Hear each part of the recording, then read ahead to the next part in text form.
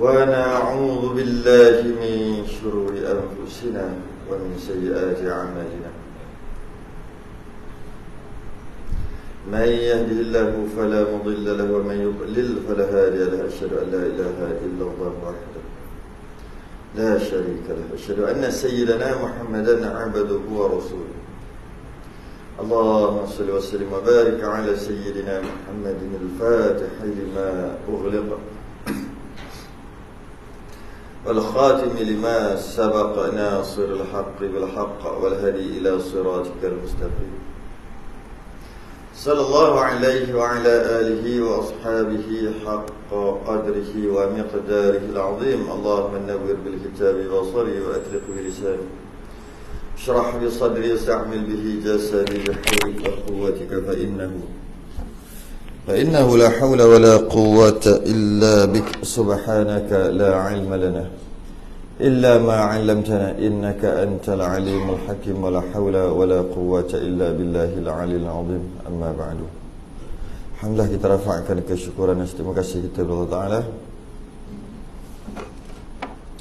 Sambung kita Qaulut Tam fi Ahkam Al-Ma'mum wal-Imam. Qaul tam, qaul pendapat yang sempurna, yang muktamad, ataupun pendapat-pendapat yang berkaitan dengan hukum makmum dan hukum imam ketika solat berjemaah.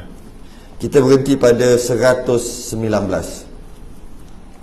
muka surat 104 Jawi,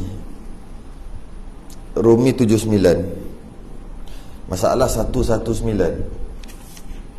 Banyak masalah kita bahas. 119 lah.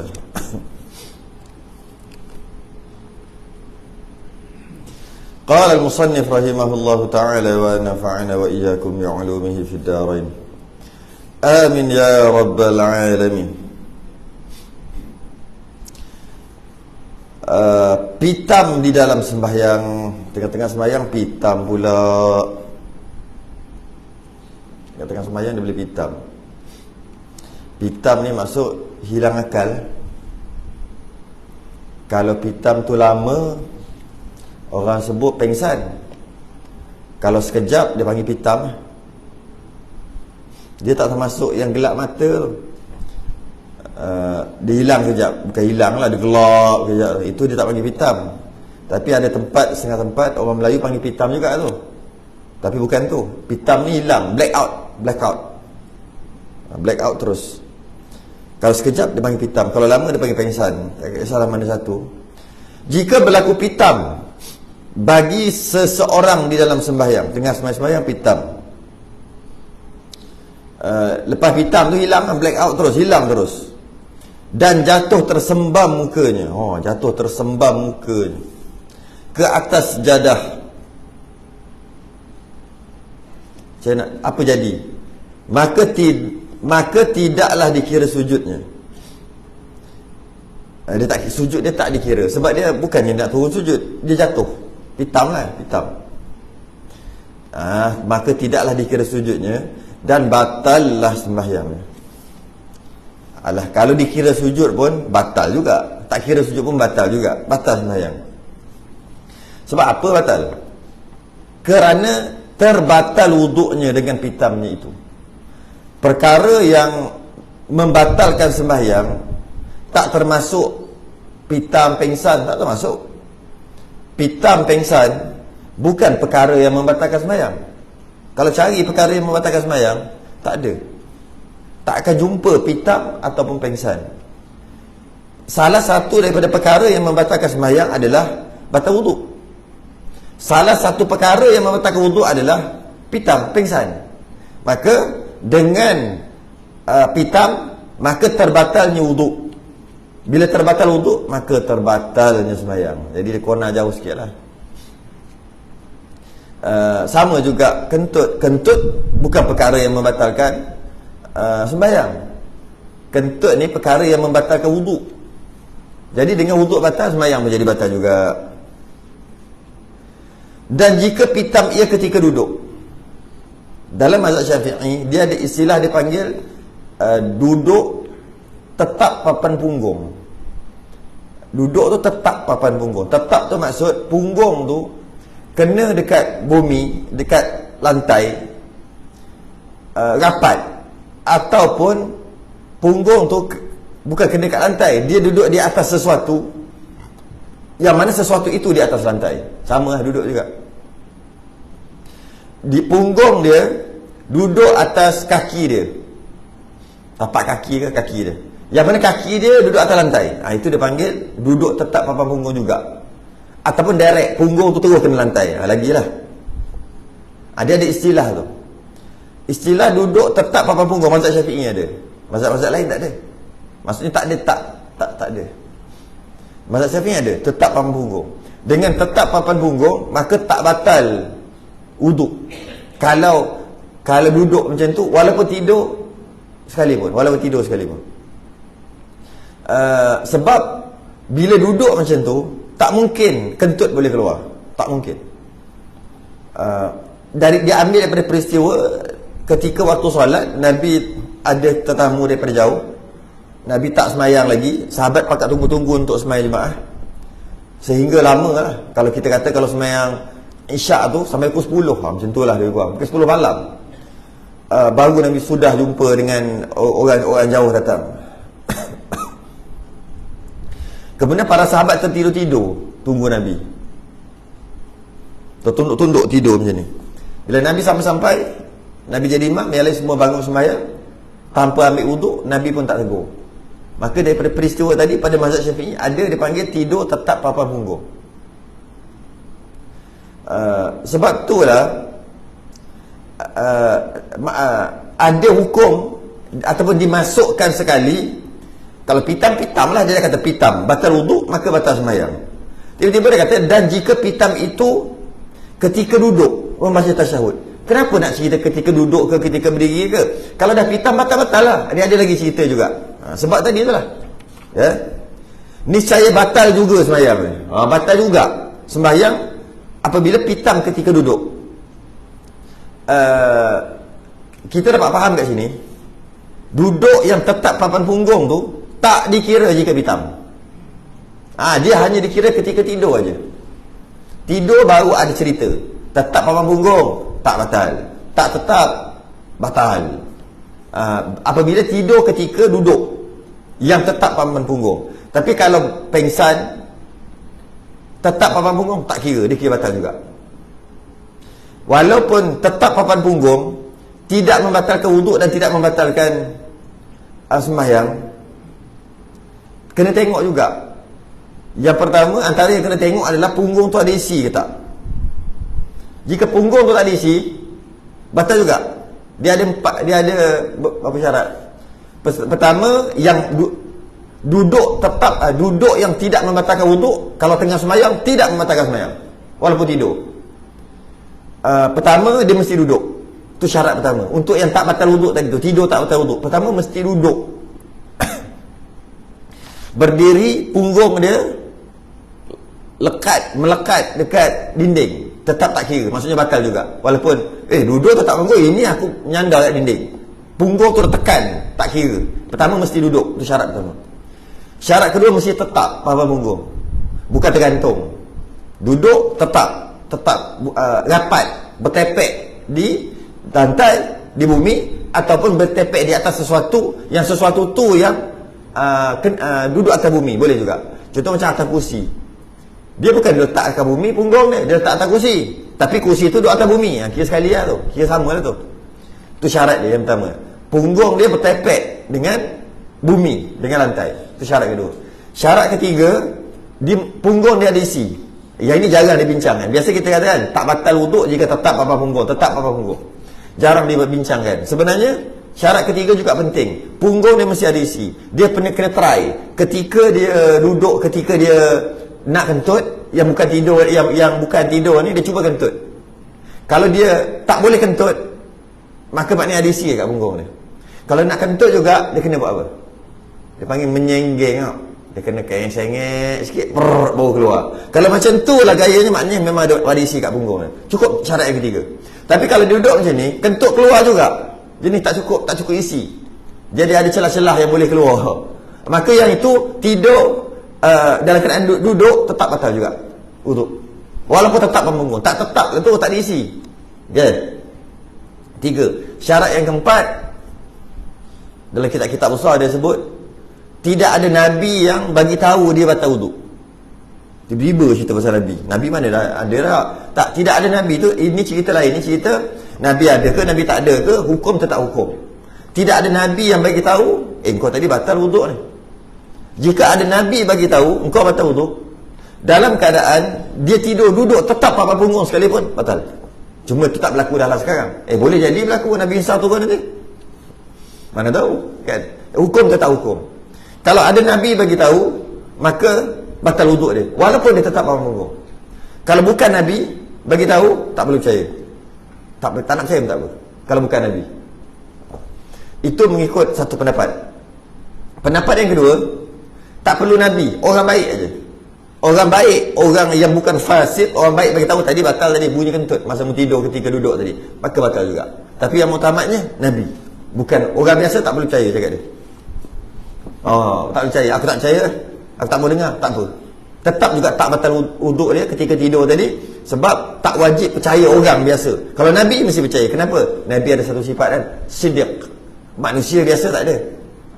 Manusia biasa wajib syarak untuk siddiq, wajib syarak untuk cakap benar. Nabi wajib akal siddiq. Itu kena ngaji tauhid dah. Benda pula wajib syarak, wajib akal ni. Wajib akal siddiq, iaitu mesti Nabi ni cakap benar, mustahil cakap dusta, dan malah dia terpelihara maksum daripada dosa. Maka bila dia bagi tahu, maka betul. Itu hukum. Tak ada lah sekarang tunggu Nabi Isa turun lah, kalau nak ada pun. Itu pun kalau duduk belakang Nabi Isa. Kalau duduk belakang Dajjal, mana tahu tak guna hukum ni. Mana tahu tak? Coldplay datang pun tak ada buat mentahan. Cerita satu pula. Kadang-kadang. Okay. Jadi sebab tu dia ada bincang pasal ni. Jika pitam ia ketika duduk membaca tasyahud, niscaya batal juga sembahyang ni. Duduk pun batal. Kerana wuduknya sudah terbatal dengan sebab pitamnya. Sebab pitam batal wuduk, walaupun tetap papan punggung. Yang kata tetap papan punggung dia hanya tidur aja, bukan pitam. Beza pitam dengan tidur, walaupun sama-sama macam tidur lah. Pitam ni macam tidur juga, tak, lain. Tidur, pitam lah lain. Pitam pingsan. Tidur ni tidur. Seperti mana dinyatakan oleh Abu Al-Futuh Al-Ajli. Dan itulah pendapat yang mu'tamad. Bersalahan lainlah kalau tidur ia di dalam sembahyang. Kalau pitam dalam sembahyang, tetap papan punggung batal. Kalau dia tidur dalam sembahyang dan kedudukannya tetap papan punggung, yang sebut tadi dengan 4 syarat tadi, maka tidaklah batal sembahyang, tak batal. Jika sekiranya pendek masa tidurnya. Maksudnya jangan lama-lama. Tapi sebenarnya ada kait lagi. Maknanya kalau tidur lama batal lah. Tapi sebenarnya tak juga, tidur lama pun tak batal. Kenapa dia cakap pendek? Sekejap lagi kita baca perenggan seterusnya, kita faham apa cerita ni. Jadi jika tidur ketika sembahyang, tidak membatalkan sembahyang. Kerana tidur bukan satu perkara yang membatalkan sembahyang, tidak. Kita memang takut batal wuduk. Dengan batal wuduk itulah menyebabkan batal sembahyang. Jadi tidur yang tetap papan punggung tidak membatalkan wuduk, maka sembahyang tak batal. Kalau dia tidur lama, ya lama sekalipun. Ni dia kata pendek ni. Pendek tu najak lagi ada keterangan.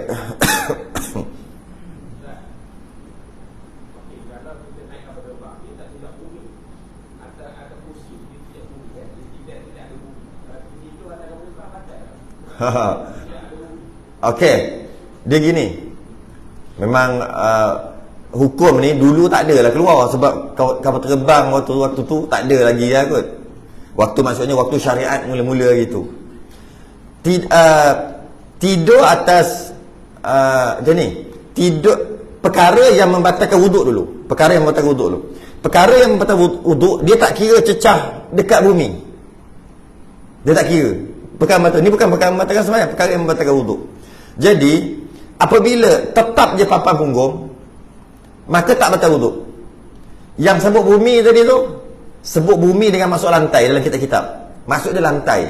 Jadi kalau dekat atas kapal terbang sekalipun, jangan tetap papan punggung, sebab dia punya poin dia adalah Kentut tak boleh keluar walaupun tidur. Tidur tak ada tak rasa apa-apa. Jadi kentut tak boleh keluar. Jadi kalau kat atas kapal terbang, duduk dengan tetap papan punggung tak keluar juga. Okey, satu. Tapi dalam masalah semayang lain sikit. Masalah semayang dia mesti duduk juga. Duduk tetap papan punggung juga. Maka kat situ dikecualikan, iaitu tak batal juga. Tapi kalau ikut takrif dia berlawannya lah takrif tu, tapi tak batal. Tak sama juga, tak batal. Tak batal. Sebab yang disebutkan tadi itu ghalib kebiasaannya begitulah. Tapi kalau dia tidur, bukan, dia sembahyang atas kapal terbang dalam keadaan tetap papan punggung dia dan dia tidur. Teruk dah lah sembahyang atas kapal terbang. Tidur lagi, duduk dan tidur lagi. Maka tak batal juga. Tak batal, tak batal. Tak batal.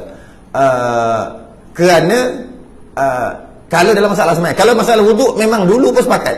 Tetap papan punggung, tetap je papan punggung di tempat yang istilah kita panggil bumi atau kita panggil lantai, maka tak keluar kentut, tak mungkin keluar kentut dengan empat syarat tadi tak keluar, maka wuduk memang tak batal.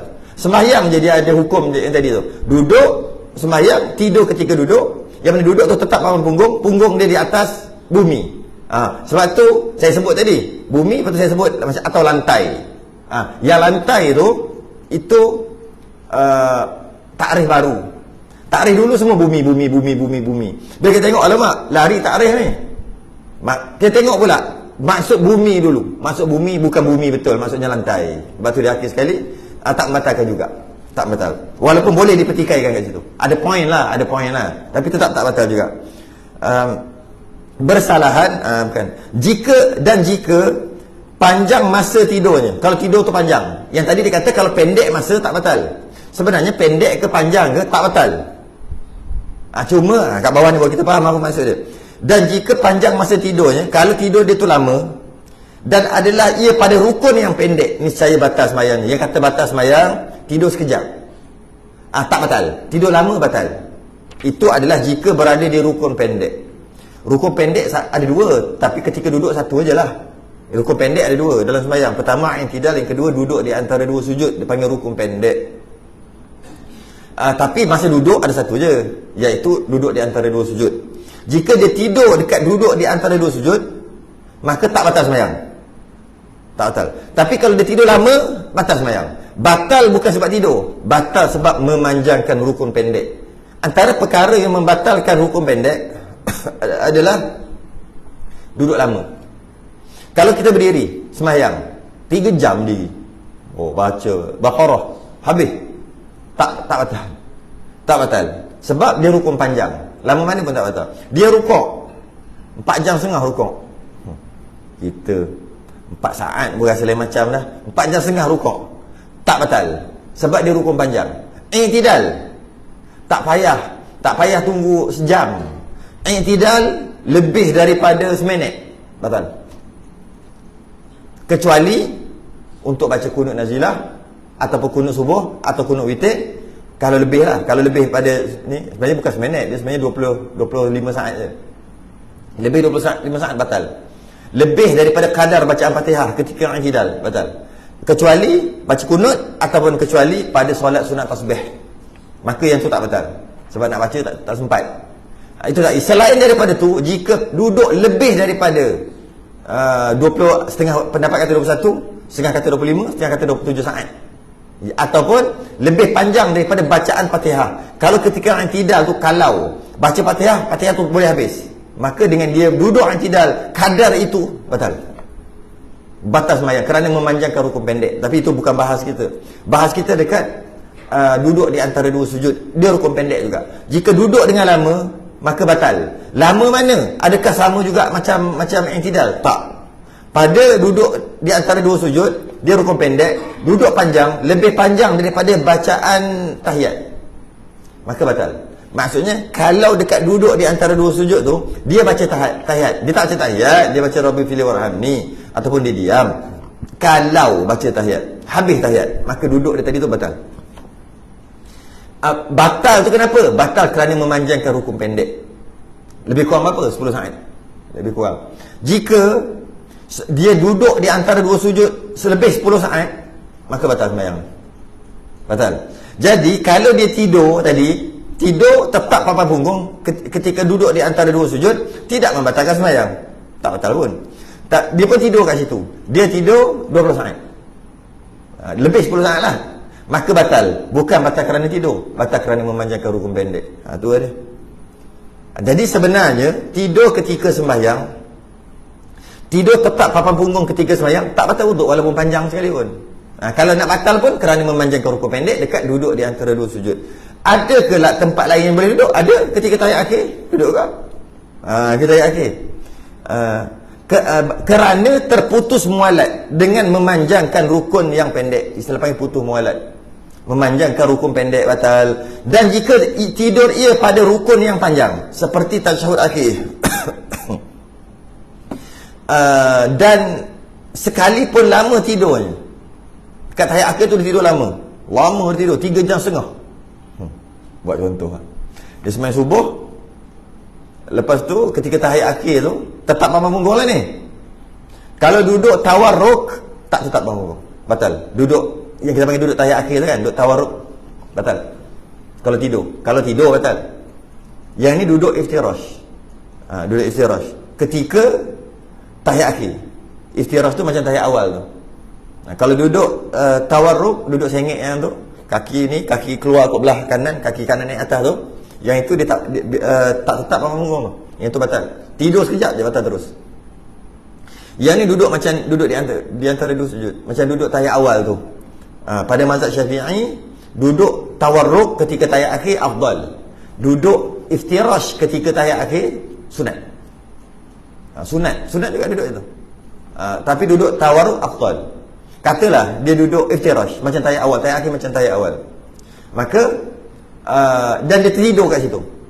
Tidur masa main subuh. Ngantuk sangat, 6.30 tidur.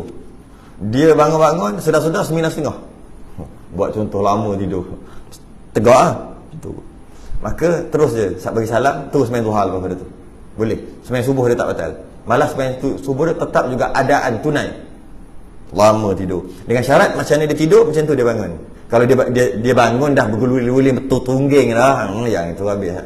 Walaupun tidur berjam-jam, ya, walaupun panjang masa. Tidur lagi, bangun bila? Dia bangun ketika tu Zuhur. Di mana dia sembahyang Zuhur dengan wuduk subuh. Ni wali ni. Tak tahulah wali ke kuali, tidur lama sampai sembahyang. Tak batal wuduk, tak batal. Walaupun dah keluar pada waktunya sekali pun. Dan sembahyang dia tu adalah adaan tunai. Sebab dia sembahyang awal, asal-asalnya tunai lah. Maka tidak batal wuduknya walaupun lama sekalipun. Sebab tak batal wuduk, bila tak batal wuduk, tak batal sembahyang. 120. Masalah ke 120.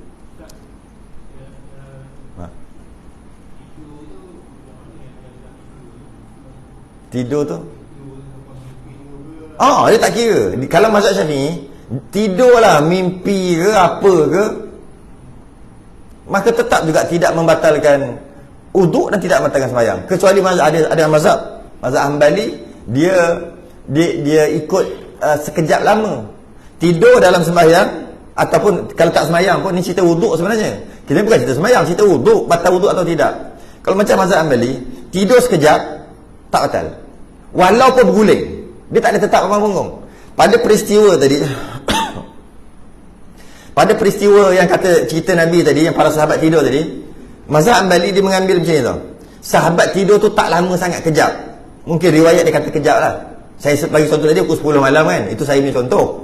Pada mengikut riwayat, dia tak kata berapa lama sahabat tidur, tapi sahabat menunggu-nunggu sampai tertidur, sampai janggut mereka bersentuh dengan dada. Nak betul tidur sungguh.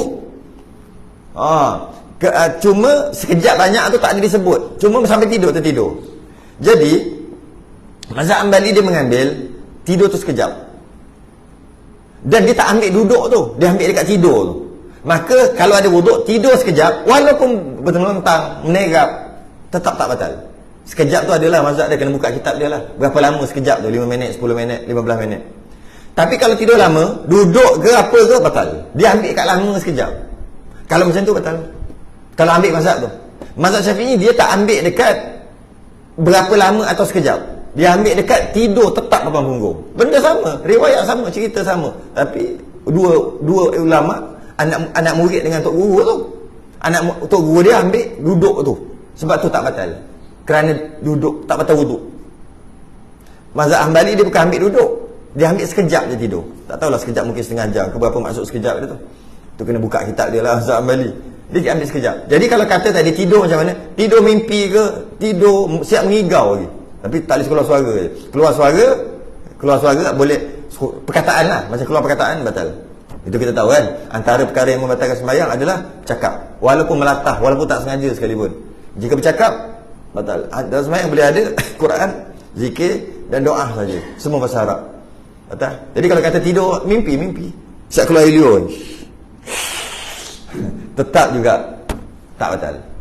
Nyenyak tak nyenyak, lama sekejap.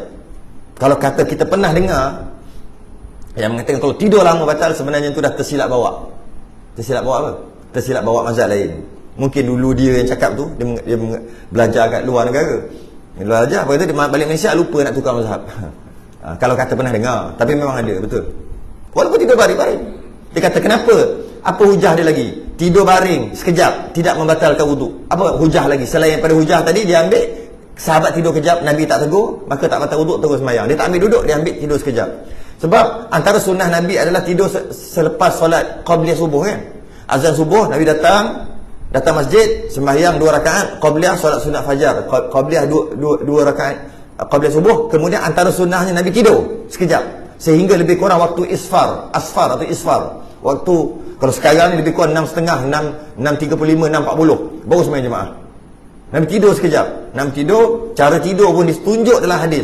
Nabi baring belah kanan, gini, jadikan bantal, duduk tidur gini. Tidur. Kalau lepas Nabi tidur, sebab nak hilangkan mengantuk, sebab tahajud malam tahajud nak hilangkan mengantuk, tidur kejap baru khusyuk sembahyang subuh nanti. Biarlah waktu isfar, waktu kuning-kuning, waktu isfar ni, waktu matahari dah bukan matahari, cahaya matahari dah nampak, tapi belum syuruk lagi, belum habis subuh lagi, tapi dah nampak. Tapi kalau orang ada tengok tak kenal orang, tapi nampak macam bayang-bayang, lebih kurang 6.30, 6.40 kan. Masa tu baru afdal sembahyang subuh. Pada pendapat mereka adalah pendapat mazhab lain. Dia afdal, dia lagi lambat subuh lagi afdal. Tapi jangan sampai habis je. Sebab apa? Sebab lagi ramai dapat kumpul jemaah datang untuk solat jemaah. Mazhab Syafi'i dia tak ambil gitu. Jadi bila tidur tadi tu, Nabi tak ambil wuduk, Nabi tidur. Itu bukti yang lain, antara lain. Tidur lama yang membatalkan wuduk. Tidur sekejap tak batal wuduk. Mazhab Syafi'i dia kata itu bukan tidur, itu baring. Maksud baring, meletak kepala, tapi bukan tidur. Kan tidur kan ada maksud baring, ada maksud tidur. Banyak hujah kalau tengok balik, hujah mereka agak kuat juga. Tapi kita mazhab Syafi'i, kita tu je lah, ikut je lah. Dan kita tak tahu hujah-hujah lain, tak habis nak ngaji lagi. Kita Arab tu, yang macam-macam hujah-hujah yang lain. Kita Rumi, kita Jawi gitu je lah. Kita Melayu gitu je lah. Jadi dia tak kira, walaupun keluar air liur basi, kecuali air liur basi tu daripada perut, maka membatalkan sebab najis, itu lain pula. Walaupun tidur lama, walaupun berdengkur batal. Batal bukan sebab tidur tadi, sebab berdengkur dan keluarkan suara. Keluar. Kan tak boleh keluarkan suara ketika sembahyang, maka batal. Kira tidur macam ni pun. Dan ada hukum berkaitan dengan masbuk muafiq. Kalau ingat lagi lah, kita khatam masbuk muafiq 2 tahun lepas ke 3 tahun lepas lah, macam tu lah. Masa PKP ke ataupun masa tu sikit. Ingat kita khatam kitab apa? Bahjah Mardiyah. Khatam muafiq masbuk. Antara satu hukum berbeza pendapat Syekh Ramli dengan Ibn Hajar tentang tidur ketika tahiyat awal. Ingat tak? Ni soalan dia. Jadi saya tak nak bagi jawapan sebab kita bukan cerita muafiq masbuk. Cari soalan sendiri sebab dah cerita dah ni. Kalau ingat balik. Dia tahiyat awal dia tidur. Makmum. Ni masalah muafiq masbuk. Dia tidur ketika tahiyat awal. Ketika imam bangun dia tak perasan, tidur. Kemudian imam bangun tu rakaat ketiga lah imam. Dia ikut imam daripada awal. Pun tidur tu. Lepas tu baru dia tersedar. Imam dah nak habis baca Fatihah lah, baru dia bangun. Dia bangun tak batal lah sebab dia duduk semua cukup syarat. Tak batal lah sembahyang dia. Bismillahirrahmanirrahim. Alhamdulillahirabbil alamin arrahmanirrahim. Contoh Maliki yaumiddin, imam rukuk. Makmum tadi wajib rukuk ke wajib ambilkan Fatihah? Atau bahasa lain, makmum tadi muafiq ke masbuk? Kalau masbuk, wajib rukuk, mesti dapat tamakninah ketika rukuk dengan imam, dan imam tanggung Fatihah dan dia dapat rakaat tu. Walaupun rakaat ketiga. Rakaat pertama cerita macam tu. Kalau macam tu kena ngaji balik lah. Apa pula rakaat ketiga? Dah masbuk apa? Muafiq lah. Oh, tu kena ngaji balik. Kena perobat balik, kena buang saka tu balik. Ada balik atau mari saka. Saka entah mana punya entah. Masbuk muafiq hanya ada masbuk hanya ada pada rakaat pertama saja. Masuk lambat. Tu jelah masbuk. Tengah-tengah sembahyang rakaat ketiga mana nak jadi masbuk? Oh, tu kena ngaji balik lah tu. Bertobat, ngaji balik, buang saka. Saka tak tahu ambil mana tu. Masbuk hanya berlaku pada rakaat pertama. Tak tahu lah. Saya panggil saka. Hatu ada. Sebab tak ada kitab pun kata gitu. Tiba-tiba dia boleh faham gitu. Masbuk hanya berlaku pada rakaat pertama, iaitu masuk lambat, takbir, baca 1-2 ayat, imam rukuk, makmum tadi masbuk, tak perlu habiskan Fatihah, rukuk dengan imam, dapat rakaat ketika rukuk, dapat tamakninah ketika rukuk, dapat rakaat dengan imam, Fatihah imam tanggung. Itu masbuk. Betul lah. Tapi hanya itu saja. Kalau dia dah rakaat ketiga, rakaat keempat, tak akan berlaku dah masbuk. Sebab masbuk hanya berlaku rakaat pertama. Itu yang saka tu. Sedangkan dia rakaat ke pertama pun boleh berlaku kedua, ketiga, keempat. Antaranya kes tadi. Tu kena ngaji balik lah. Kena buka kitab lah. Yang tu. Kan masa dia tidur ketika tahiyat awal. Kemudian imam bangun, dia tak sedar. Dia bangun baca 1-2 ayat ataupun tak sebab baca ayat pun. Imam pun dengar Allahu Akbar. Dia jaga. Oh, dia pun bangun imam tengah rukuk. Adakah dia wajib rukuk tanpa baca Fatihah? Maknanya dia masuk. Ataupun dia wajib ambilkan Fatihah, dimaafkan 3 rukun panjang, ataupun dia wajib ambilkan Fatihah, dimaafkan 2 rukun aja. Mana satu? Ingat cari dah sendiri. Sebab dah sedang mengajar apa tu. Nanti kata kenapa pula gitu. Gitu tu homework cari. Dia kira makmum tadi muafiq ke masbuk? Senang cerita. Makmum tadi wajib baca Fatihah kerana dia bangun imam dapatlah sekejap berdiri dengan imam 1-2 ayat ke contoh itu. Adakah dia wajib ambilkan Fatihah? Ataupun dia tak wajib, dia mesti rukuk dan dapat tamakninah. Macam mana kalau baru dia nak rukuk berselisih dengan imam pada rakaat ketiga tu? Adakah dia dapat rakaat? Ataupun nanti dia kena tambah 1 rakaat lagi, walaupun sebenarnya dia masuk dengan imam, malah dia yang takbir lepas imam takbir sebab dia Bilal. Untuk imam takbir, dia takbir, tiba-tiba dia tambah 1 ke macam tu. Sebab apa? Tak dapat tamakninah ketika rukuk dengan imam pada rakaat ketiga kerana dia tidur pada tahiyat awal. Oh, kalau tak faham ini kena ngaji balik sebab kita pernah lalu bab tu. Cukup stop, saya nak ambilkan 121 lagi. Nanti kan takkan 1 je hari ni, 119. Itu homework. Asyik terima semua. Sedap lah duk nganga terima. Homework lah pula. Buat homework lah sikit. Budak sekolah pun ada homework, tanya cuti. 120. Makmum yang masbuk sangka imam memberi salam.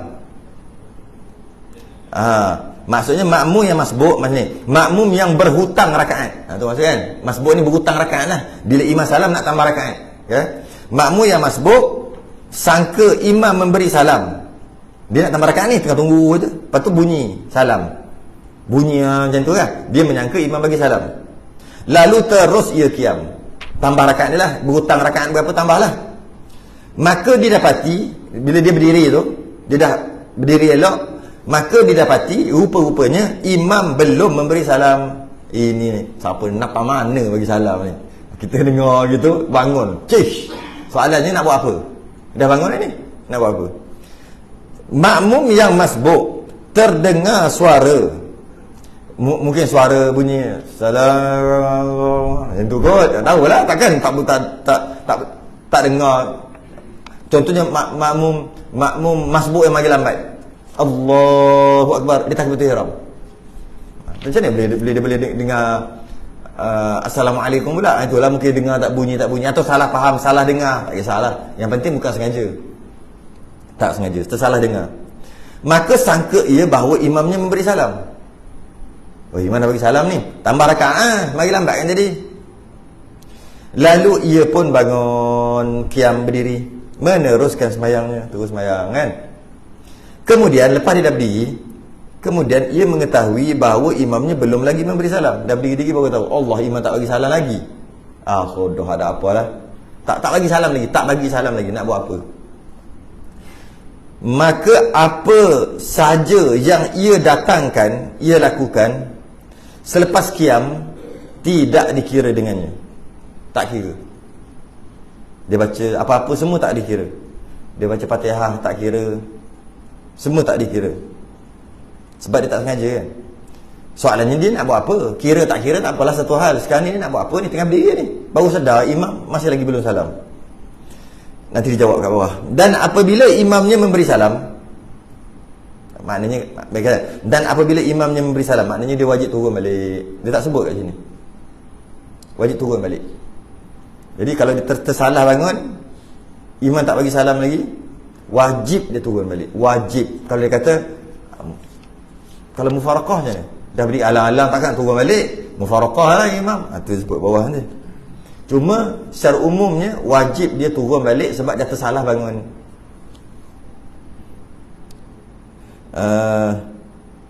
Maka hendaklah ia makmum yang masbuk itu kan. Dan apabila imamnya memberi salam, duduk balik. Bila duduk balik, lepas duduk tu baca tahiyat apa? Imam bagi salam. Makmum tadi dia masbuk. Apa hukum baca tahiyat? Apa hukum baca tahiyat akhir lah kepada makmum masbuk? Tak wajib. Yang wajib tahiyat akhir ni adalah makmum yang memang tahiyat akhir lah. Makmum masbuk, dia hanya wajib duduk. Dalam sembahyang ada 13 rukun sembahyang.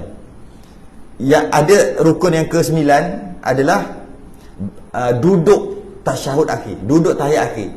Duduk tu rukun. Tapi rukun yang ke-11, tadi tu rukun ke-9 atau rukun ke-10 adalah membaca tahiyat akhir. Jadi kita dapat faham yang 13 tu salah, ada dua daripada 13 tu, iaitu yang pertama duduk satu rukun, baca satu rukun yang berbeza. Jadi kita tak boleh kata kalau duduk tahiyat mestilah wajib baca, tak boleh kata gitu sebab dia dua rukun. Kalau dia memang duduk tu kat tahiyat, lepas ni dia nak salam, dia wajib duduk dan wajib baca. Sebab duduk dan baca dua perkara yang berbeza. Dia bukan kata duduk tahiyat, dia duduk tahiyat sekali dengan baca lah wajib. Tidak. Dia rukun yang berbeza. Ya, wajib duduk dan wajib baca. Bukan sekali, rukun yang berbeza. Jika dia boleh berdiri tapi tak boleh duduk sebab sakit lutut, sebab lutut dia kena simen dan sebagainya, kalau duduk pening macam dan sebagainya, maka dia tak boleh duduk. Sembahyang wajib sembahyang. Ketika dia sembahyang, oleh kerana dia tak boleh duduk, dia dibenarkan untuk berdiri ketika duduk tahiyat akhir. Maka rukun duduk tadi terangkat bagi dia, dia boleh berdiri sebab dia tak mampu. Tapi adakah dia boleh baca kat mulut? Boleh kan? Boleh. Maka dia wajib baca. Sebab duduk dan baca dua perkara yang berbeza. Bukan sebab aku tak boleh duduk kerana uzur, maka terangkat bagi aku duduk dan terangkat bagi aku tahiyat, bacaan tahiyat. Tak. Tahiyat tetap wajib baca. Waktu berdiri. Sebab bacaan dan duduk dua perkara yang berbeza. Okey. Ataupun sebaliknya, dia boleh duduk, tak ada masalah, tapi baca tak boleh. Kenapa dia tak boleh baca? Allah tarik suara dia kejap. Serak ke apa sampai tak keluar suara. Tak keluar suara. Lidah dia tergigit, luka, tebal, dia tak bunyi gitu. Buatlah contoh apa pun. Baca dah tak boleh, tapi duduk boleh. Maka dia wajib duduk walaupun tak baca. Sebab wajib duduk tahiyat akhir. Sebab duduk tahiyat akhir rukun lain, baca rukun lain. Kalau boleh duduk, tak boleh baca, wajib duduk walaupun tak baca. Boleh baca, tak boleh duduk, wajib baca walaupun berdiri. Sebab dia hanya tak boleh duduk saja. Sebab dia dua rukun yang berbeza. Kalau tengok rukun 13 sembahyang tu. Okey. Kalau dah faham kat situ, ketika makmum masbuk, ada apa hukum membaca tahiyat? Ini jarang dibincangkan juga. Hukum membaca tahiyat akhir yang imam tahiyat, makmum wajib baca tahiyat juga tu kan. Imam tahiyat, makmum wajib duduk, tak boleh bangun sebab tunggu imam salam baru makmum tambah rakaat, kan? Apa hukum baca tu? Apa hukum duduk tahiyat? Wajib. Duduk tu wajib. Kan dua perkara berbeza. Baca, dah duduk wajiblah baca. Tidak. Baca tak wajib, sunat. Susah tu kalau orang tak pernah ngaji, cuba tanya. Dia masbuk, imam baca tahiyat, dia tak boleh bangun kan? Dia tak boleh tambah rakaat, tunggu imam salam kan? Imam duduk buat apa? Imam duduk tahiyat, buat apa? Baca tahiyat. Jadi imam wajib tak baca tahiyat? Wajib. Makmum masbuk yang nak tambah rakaat tadi wajib tak? Ramai akan jawab wajib. Taklah salah dia jawab gitu. Maksud taklah berdosa. Walaupun dia berpegang macam tu, taklah batal sembahyang dia. Tapi salah, tak wajib baca. Sunat dia baca. Hanya dapat dalam kitab saja. Kalau tak ngaji, takkan dapat. Takkan tahu. Dia akan kata juga baca tahiyat bagi makmum masbuk adalah wajib. Sebab wajib duduk. Tak boleh bangun kan, wajib duduk. Maka bila wajib duduk, wajiblah baca. Sedangkan dia dua perkara yang berbeza. Kalau nak baca, duduk diam. Tak apa, duduk diam. Pergi lah. Sunat baca. Okay. Jadi, apabila imamnya memberi salam, maka hendaklah ia makmum masbuk tadi bangun dan tunaikan. Kejap. Maka apa sahaja yang didatangkan selepas qiyamnya tidaklah dikira dengannya. Bila makmum tadi tersalah dengar, dia pergi tambah rakaat, sedangkan imam tak salam lagi, tak kira. Ya? Bila tak kira, makmum tadi wajib duduk balik sebab imam tak salam lagi. Yang tadi tersalah. Kerana duduk tu wajib. Adakah dia wajib baca? Wajib. Kalau awal-awal dia tak bangun pun tak wajib baca dah. Sunat baca. Okey? Sunat baca walaupun turun balik. Dan apa sahaja yang ia datangkan, ia lakukan selepas qiyamnya tidaklah dikira dengannya, dikira lara. Dan apabila imamnya memberi salam, panjang lagi. Dan apabila imamnya memberi salam, maka hendaklah ia makmum masbuk tadi bangun qiyam dan tunaikan apa-apa yang wajib atasnya. Tapi yang terlebih tadi, yang tersilap tadi, kira tak kira apalah, sebab dia tak sengaja. Dan tidaklah dituntut sujud sahwi. Tak sunat sujud sahwi. Makmum tadi tak sunat sujud sahwi. Sebab apa? Sedangkan kalau dah tersilap macam tu kan sunat sujud sahwi. Tidak dituntut sujud sahwi lagi kerana ia syak pada ketika qudwah ikutan dengan imamnya.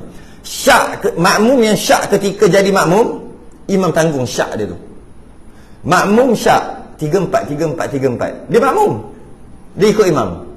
Kalau syak 3-4 sunat sujud sahwi. Itu bagi sembahyang biasa atau bagi imam. Bagi makmum, tengah sembahyang jadi makmum, syak 3-4, ikut imam je lah. Kalau nak kira, sunatlah makmum sujud sahwi. Imam tak sunat sebab imam tak tahu cerita apa. Tapi tidak, imam tanggung syak makmum tadi. Jadi dalam kes tadi, makmum silap, sepatutnya sunat sujud sahwi. Tapi oleh kerana ianya berlaku ketika imam tak salam lagi, maka imam tanggung tadi, tak sunat sujud sahwi. Okay? Dan jika ketahui ia pada qiyamnya, pada berdiri dia dapat tahu bahawa imamnya belum salam lagi. Imamnya belum salam lagi. Okay? Dan jika diketahui ia pada qiyamnya bahawa imamnya belum salam lagi, maka hendaklah ia kembali pada mengikut imamnya. Sebut dah tadi lah. Maka dia wajib duduk balik. Kalau dia kata alam berdiri lah, nanti akan bahas kat orang belakang. Cuma hukum asal wajib duduk balik, yang sebab yang tadi tersalah, tak batas sembahyang makmum. Maka jika ia makmum menghendaki mufarakah dengan imamnya, dia kata alang dah berdiri, malu kat turun balik, mufarakah boleh ke tidak? Maksud mufarakah tu berpisah dengan imam, boleh atau tidak? Mufarakah dengan imamnya dan meneruskan ia menyempurnakan sembahyangnya, sembahyang seorang-seorang sendiri. Sebelum salam imamnya, maksud dia mufarakah, dia tersilap dulu baru mufarakah. Kalau dia mufarakah dulu, itu tak timbul persoalan. Ketika imam baca tahiyat, dia kata, lambat baca tahiyat lagi, tunggu salam lagi, aku ada hal ni. Dia mufarakah. Ketika sujud, bergerak je nak duduk, makmum tadi mufarakah. Imam duduk baca tahiyat, dia sambung, itu settle, tak ada masalah. Sebab dia mufarakah ketika duduk, tak ada masalah. Yang ini dia mufarakah ketika dah salah baru mufarakah. Adakah boleh? Dah salah baru mufarakah. Okey? Sebelum imam salam, yang mana dibinakan atas makmum, adakah harus baginya memutuskan qudwah? Boleh tak makmum memutuskan qudwah atau mufarakah ketika dia dah tersilap, baru putus, baru mufarakah? Sebelum silap, mufarakah tak ada masalah. Dah silap baru mufarakah, boleh tak? Dia kata satu, dia tanya balik kita, boleh tak? Dan sembahyang seorang diri menghabiskan mana-mana baki daripada sembahyang sendiri. Bila dah tersilap, alam silap, mufarakah boleh atau tidak? Dia tanya kita ni. Dan jika kita kata, dia tak jawab lagi, jika kita kata tidak harus memutusnya, tak boleh, sebab tadi dah tersilap, okay? Tak boleh, maka wajiblah atasnya mengikut imamnya. Itu pendapat yang pertama. Pendapat yang pertama ini pendapat mu'tamad. Dia dah bangun, alamak tersilap, ala mufaraqah, tak boleh, batal. Habis tu macam mana nak mufaraqah? Dia kena duduk balik. Duduk, ni dah betul lah ni. Imam tak salam lagi. Aku mufaraqah, baru bangun balik. Biar dia hendaklah mufaraqah di tempat yang betul. Bila dah terlajak salah, mufaraqah tak boleh kira. Itu pendapat Muhammad. Dia khilaf, dia pendapat Muhammad. Kalau dia mufaraqah ketika tahiyat tu, oh imam tahiyat, yalah aku ada masbuk ni, mufaraqah lah, bangun. Boleh. Tapi dengan syarat mufaraqah bukan ketika naik, ketika duduk. Sebelum bangun. Yang ni dah bangun, lepas tu mufaraqah kat atas, tak boleh.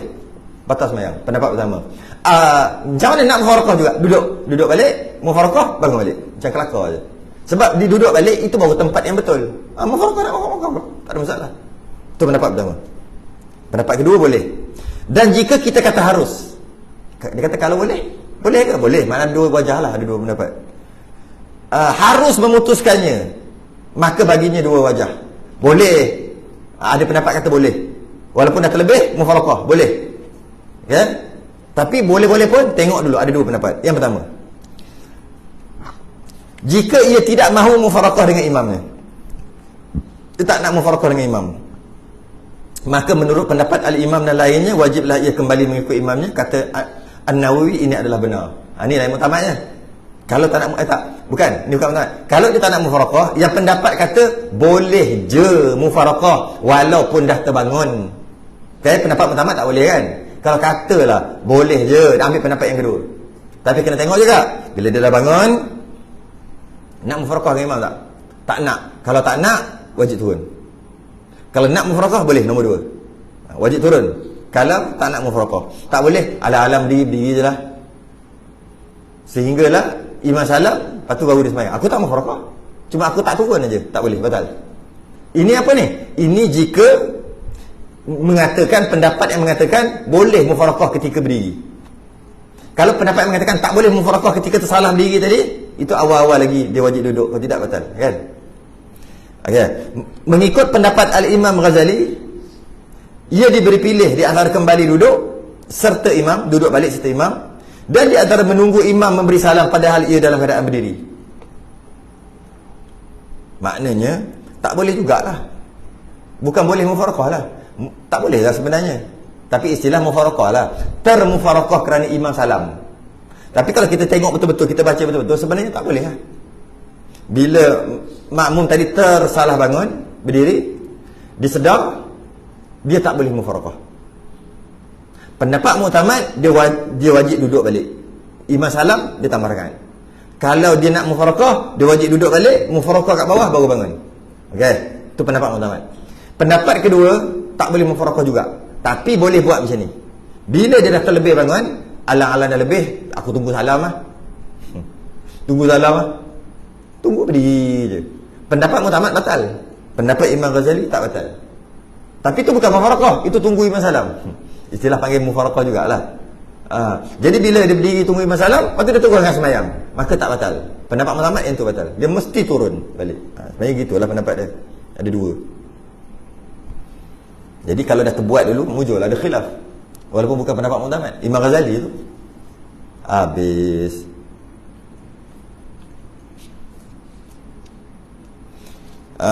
Dinakalkan, ini juga bukan pendapat muktamad. Yang sebab dia ada kena-mengena. Saya ingat nak wallahu alam lah. Sikit lagi, 2 minit lagi. Masalah 121 sama, sambung je cerita tadi.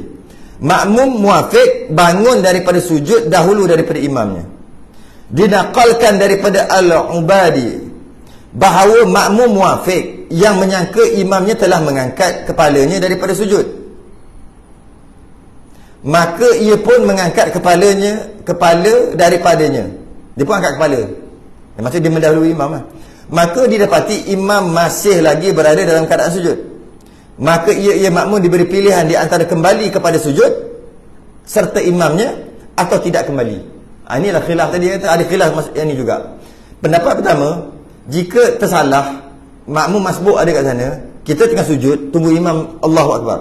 Tiba-tiba makmum bawa masbuk, Allahu Akbar, bunyi suara macam imam pula. Dia pun duduk. Makmum tadi tengah pening-pening atau tengah ngantuk tu, bangun, Allahu Akbar, bangun. Mengangkat kepala, bangun. Sampai dia bangun tahiyat ke, bangun rakaat seterusnya, tak kisahlah bangun. Angkat kepala, hish, imam masih lagi sujud. Okey, mengikut macam ni sama dengan masalah tadi. Pendapat pertama, pendapat Muhammad, wajib dia sujud balik. Dia tak boleh sebab tadi tersalah bangun. Kalau nak mufaraqah sekalipun wajib sujud, mufaraqah bangun balik. Tu pendapat samalah yang mula-mula tadi tu. Sebab tadi bila wajib ikut balik. Pendapat yang kedua diberi pilih. Imam Ghazali kata, dah alang-alang tersalah diberi pilih. Boleh nak sujud balik, bagus juga sujud balik, diberi pilihan, tapi tak wajib. Dan boleh nak tunggu imam dekat tahiyat atau dekat berdiri tadi, tunggu imam pergi naik, nanti follow imam terus. Boleh pilih. Pendapat Muhammad tak boleh. Sama lah macam tadi. Cuma yang tadi tu masalah nak tambah rakaat. Yang ni masalah terangkat awal. Jadi pendapat Muhammad, jika dia dah tersalah buat kerana tersalah dengar, sedangkan imam tak bergerak lagi, tak kisahlah sujud ke rukuk, dia tak kisah semua sebenarnya. Janji dia tersalah, maka pendapat Muhammad, dia tak boleh mufaraqah. Dia wajib pergi balik. Kecuali dia sedar-sedar tu imam dah bangun dah. Contohnya dia angkat kepala, Allahu Akbar, duduk di antara dua sujud, contohlah Rabbi fili warhamni wajburni warfa'ni. Lepas tu imam Allahu Akbar, dia baru nak sujud, rupanya tadi silap faham, ada makmum masbuk, Allahu Akbar, dia bangun. Tapi imam dah duduk dah, waktu tu tak apa. Dapat imam dah duduk, takkan nak sujud, dia duduk, itu tak apa. Tapi kalau imam masih sujud, pendapat Muhammad, dia masih sujud. Dia tak boleh mufaraqah, dia tak boleh tunggu. Sebab dia tadi tak sengaja untuk bangun. Kalau dia sengaja boleh. Imam sujud, lama imam sujud, aku bangun dulu, dia pun bangun. Boleh, tak batal. Tak batal, boleh. Cuma makruh. Mendahului imam satu rukun makruh. Dan diancam dengan dibangkitkan dengan kepala kaldai. Dekat akhirat nanti dibangkitkan kepala kaldai. Sebab angkat kepala sebelum imam angkat kepala. Tapi sebab dia sengaja angkat, dia sengaja bangun, dia sengaja mendahului imam satu rukun, maka sunat bagi dia untuk pergi balik. Sunat, tak wajib. Sebab dia sengaja. Tapi kalau dia tak sengaja, wajib baginya pergi balik. Itu pendapat Muhammad. Tapi pendapat Imam Ghazali kata tidak. Dia sengaja pun diberi pilih. Sunat turun balik sebab dia tak sengaja tadi bangun angkat kepala, dan nak tunggu pun boleh. Kalau dia tak sengaja. Kalau dia sengaja pun sama juga. Sengaja dia angkat, sunat baginya turun balik, ataupun boleh baginya tunggu saja. Kita ambil yang Muhammad lah. Bila tersalah pergi lebih awal daripada imam, maka wajib makmum tadi pergi balik. Kecuali imam tu dah pergi tempat dia dah, nak pergi macam mana, takkan seorang-seorang kan, maka tak apa, itu kira dimaafkan. Itu pendapat Muhammad. Dan macam mana pun kalau dah terbuat, tak apa. Ada pendapat Imam Ghazali, baru sampai stesen dah. Masalah 122. Bila ni? Tak 122 ni. Masalah 122 ni saya rasa tahun hadapan. Tahun hadapan. Kalau Haji Wan tak ganti lah.